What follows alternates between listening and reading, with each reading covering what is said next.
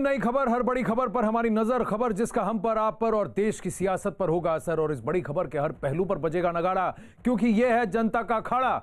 नमस्कार, मैं हूं आनंद नरसिम्हन। मेरे स्टेटमेंट के द्वारा सदन के समक्ष रखने के लिए मैं खड़ा हुआ हूं। दिनांक 7/2/21 को सुबह लगभग 10 बजे उत्तराखंड के चमोली जिले में अलकनंदा की एक सहायक नदी ऋषिगंगा नदी के ऊपरी जलग्रहण क्षेत्र में एक हिमस्खलन की घटना घटी, जिसके कारण ऋषिगंगा नदी के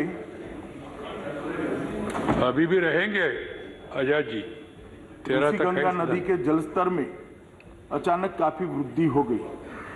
ऋषिगंगा नदी के जलस्तर में वृद्धि के कारण आई बाढ़ से 13.2 मेगावाट की कार्यरत छोटी जल विद्युत परियोजना पूरी बह गई।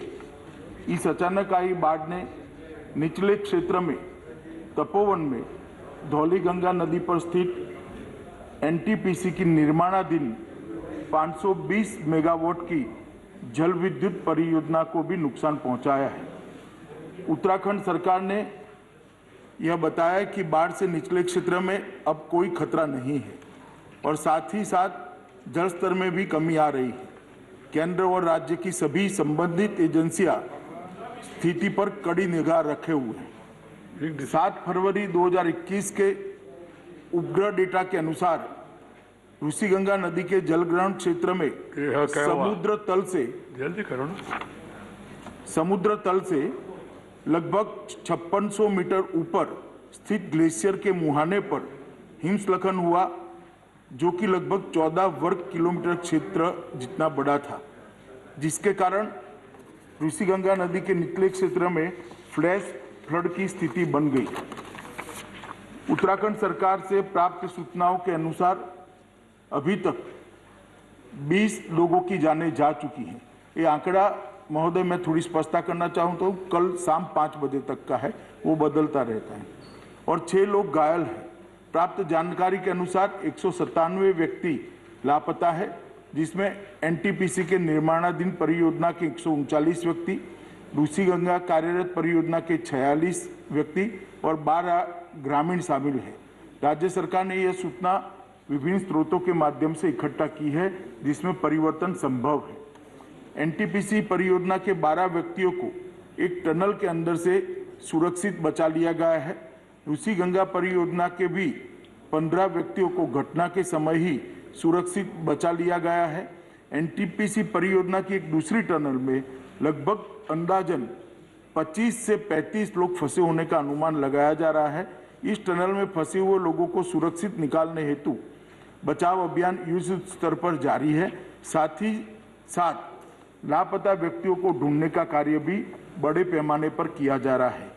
राज्य सरकार ने जान गंवाने वालों के परिजनों के लिए 4 लाख रुपये की सहायता की घोषणा की है।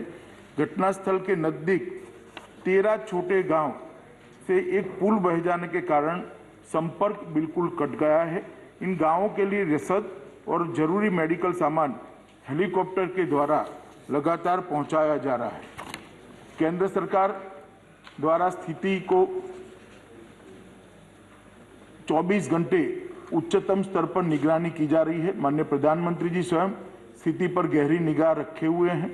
गृह मंत्रालय के दोनों कंट्रोल रूम द्वारा स्थिति पर 24 घंटे नजर रखी जा रही है और राज्य को हर संभव सहायता मुहैया कराई जा रही है।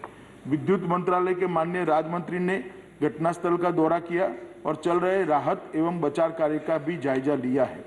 आईटीबीपी ने अपना कंट्रोल रूम वहां स्थापित कर लिया है और उनके 450 जवान सभी जरूरी साजो सामान के साथ घटनास्थल पर राहत और बचाव अभियान में लगे हुए हैं। एनडीआरएफ की 5 टीमें घटनास्थल पर पहुंच चुकी है और राहत और बचाव अभियान में लगी हुई है। आर्मी की 8 टीमें, जिसमें एक इंजीनियरिंग टास्क फोर्स भी शामिल है, घटनास्थल पर बचाव कार्य कर रहा है। एक मेडिकल कॉलम और 2 एम्बुलेंस भी घटनास्थल पर तैनात है। नेवी की एक गोताखोर टीम भी घटनास्थल पर तैनात की गई है। एयरफोर्स के 5 हेलीकॉप्टरों को भी इस कार्य में लगाया गया है। जोशीमठ में भी प्रशासन द्वारा एक कंट्रोल रूम स्थापित किया गया है।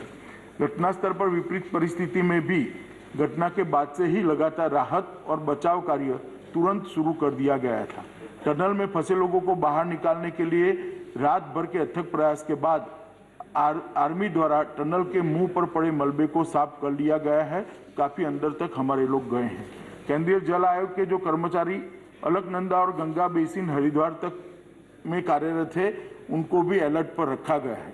सशस्त्र सीमा बल की एक टीम भी घटनास्थल पर पहुंच चुकी है। DRDO की एक टीम हिमस्खलन की निगरानी करती है, घटनास्थल पर वो भी पहुंच चुकी है। NTPC के CMD भी घटनास्थल पर पहुंच चुके हैं। नेशनल क्राइसिस मैनेजमेंट कमेटी की मीटिंग 7 फरवरी को ही 4:30 बजे कैबिनेट सचिव की अध्यक्षता में हुई, जिसमें सभी संबंधित एजेंसियों को समन्वय के साथ काम करने और राज्य प्रशासन को सभी जरूरी सहायता उपलब्ध कराने के निर्देश दे दिए गए हैं। केंद्रीय एजेंसियों के साथ साथ जिला प्रशासन, पुलिस और राज्य आपदा प्रबंधन विभाग भी राहत और बचाव कार्य में जुटे हैं। SDRF की 2 टीमें भी राहत में और बचाव में कार्यरत है। राज्य स्वास्थ्य विभाग की 7 टीमें, 8 एम्बुलेंस मुख्य स्वास्थ्य अधिकारी के साथ मौके पर मौजूद है। इसके अतिरिक्त राज्य सरकार ने 5 हेलीकॉप्टरों को भी बचाव कार्यों के लिए तैनात किया हुआ है। घटना के बाद सभी जगह बिजली की बहाली लगभग कर दी गई है। BRO और राज्य PWD द्वारा 5 पूर्ण रूप से टूटे हुए पुलों की मरम्मत शुरू की जा चुकी है। मैं यहाँ ये भी बताना चाहूँगा कि वित्त वर्ष 2021 में राज्य आपदा जोखिम प्रबंधन कोष SDRMF से लगभग 1041 करोड़ रुपये उत्तराखंड के लिए आवंटित किए गए हैं, जिसमें केंद्रीय की प्रथम किस्त ऑलरेडी 468 करोड़ रुपए की राशि राज्य को जारी की जा चुकी है। मैं सदन को केंद्र सरकार की ओर से यह आश्वस्त करना चाहता हूं कि राहत और बचाव कार्य के लिए सभी संभव उपाय राज्य सरकार के साथ समन्वय के साथ किए जा रहे हैं और जो भी आवश्यक कदम उठाना जरूरी है वो उठाए जा रहे हैं। और मैं सभी मृतकों के लिए अपनी ओर से, सदन की ओर से श्रद्धांजलि व्यक्त कर समाप्त।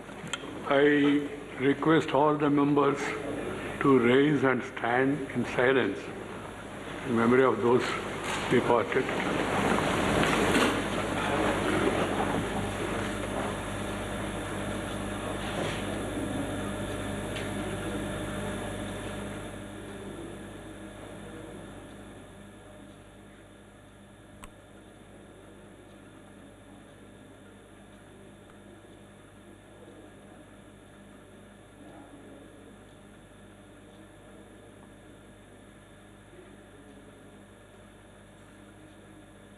Om Shanti Shanti Shanti. We pray for their. गृह मंत्री अमित शाह का सदन में बयान, उत्तराखंड पे दिया पूरा अपडेट। जिस सैलाब में जितने लोग जो मृतक हैं, जितने लोग की मौत हुई